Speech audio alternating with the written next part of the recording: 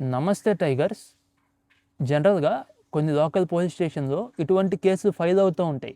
అవేంటంటే పోలీస్ మీద చేయి చేసుకున్నాడనో, పోలీస్ విధులకు ఆటంకం కలిగించాడనో, లేకపోతే పోలీస్ వెహికల్‌ని డ్యామేజ్ చేసాడో, ప్రైవేట్ ప్రాపర్టీ డ్యామేజ్ చేసాడనో కేసులు నమోదవుతూ ఉంటాయి. వాళ్ళేమో కోర్టుల చుట్టూ తిరుగుతూ ఉంటారు.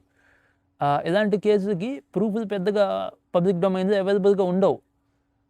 ఆ కేసు నిజమో కాదో కూడా మనకు తెలీదు. కానీ రీసెంట్‌గా జరిగిన జంతర్ మంతర్ అల్లర్లలో కొంతమంది రౌడీలు, గుండాలు పోలీసుల్ని పై దాడి చేసి వాళ్ళని ఇంజ్యూర్ చేయడం జరిగింది. వాళ్ళని కొట్టడం జరిగింది. వాళ్ళ విధులకు ఆటంకం కలిగించడం జరిగింది.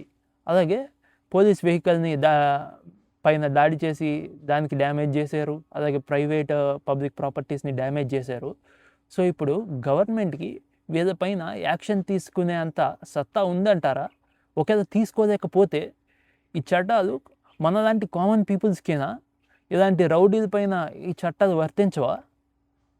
ఒకవేళ గవర్నమెంట్ వీళ్ళపైన యాక్షన్ తీసుకుంటుందా?